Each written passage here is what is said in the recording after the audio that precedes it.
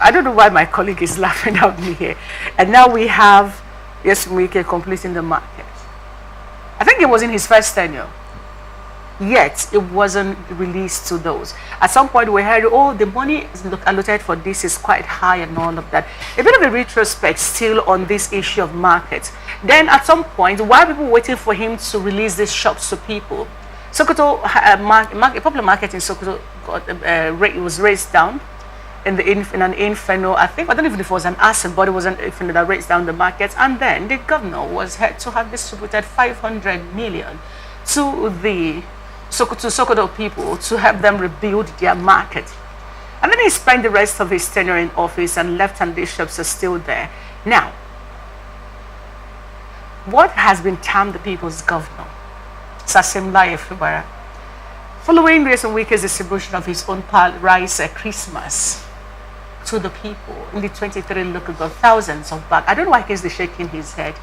After a little bit of retrospect here, and now he goes to the market. I can see what you're doing. I don't know what he's talking about. I want to do my job. He goes to the market after the Christmas celebration, after the 100,000 to civil servants. The local government came up to say, "You think you're the only one that has money to give? Well, giving our people some money too." Also distributed their own rice, of course.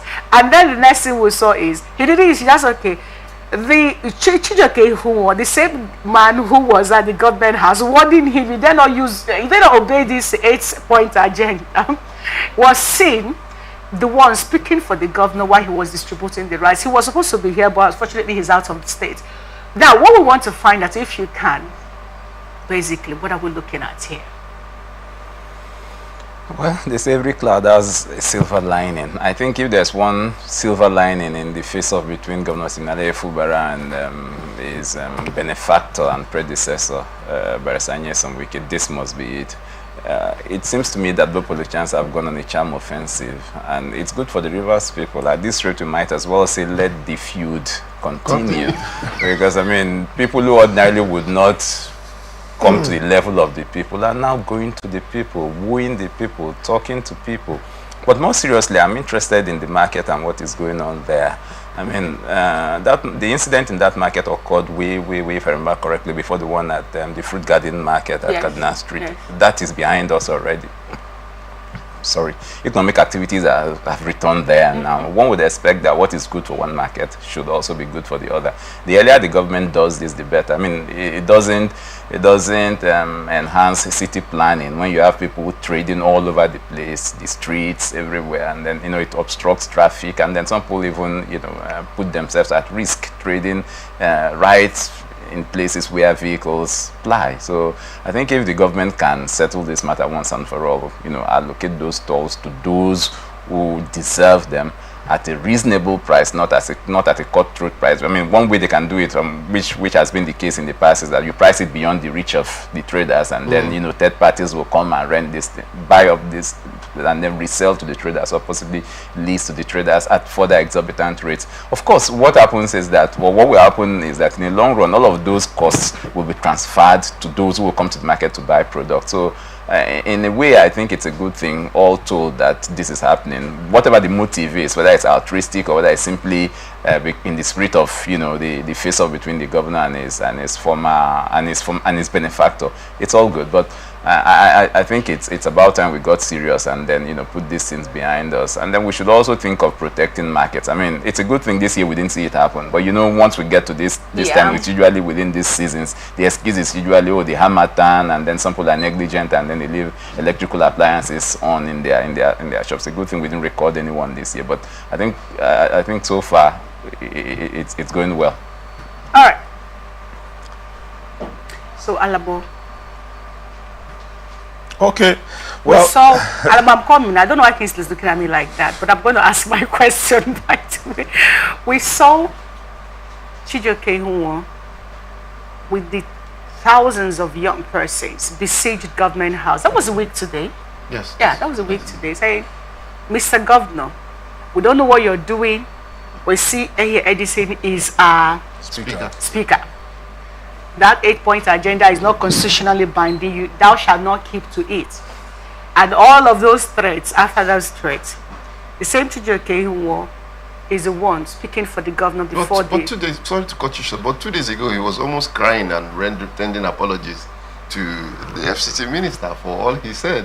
Who is actually joking? Yes, pleading for forgiveness and being accepted back into the kingdom. You see, I don't know what we're dealing with here, but is Governor Fubara pulling the wool off the face from what my colleague said now and from his Christmas Day message and all of these that seem to be panning out right? Is he pulling the wool off our faces, or is there something else that we should critically be looking at?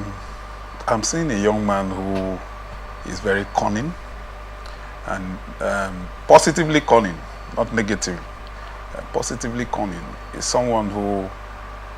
But cunning is an art. Yes, maybe because of what he said when he was campaigning, that accountants don't talk, they act.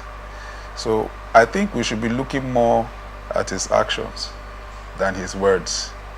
He might just be saying things to sound politically correct, to serve some certain political interests. But we should just be looking at his action to actually know what he's saying. Because the man has said, I'm not a talker, I'm a doer. And what he has done by some of his actions has really shown that this man is really a man of action. By releasing bursary to students, something that has not been done for over 8 years. By giving Christmas bonuses to civil servants, something that has not been done for many years. Over 16 years. And opening of this Mawon market, which has been the talking point all through the administration of Nyesom Wike. Not just the Mawon market, other infrastructure that were built and completed by government closed up until when the former administration wound up. I believe, just like Wike himself, when Wike took over, the first thing he did, of course, you remember that the courts were shut for almost about a year plus. The first thing he did was to open the courts, and those things endeared him in the hearts of Rivers people. So the governor is stealthily, cunningly warming himself into the hearts of Rivers people, and that is what is most important, that the people accept you. You have been able to open up the people's hearts to accept you, and you start leveraging on that to build your own political fortress, as it were.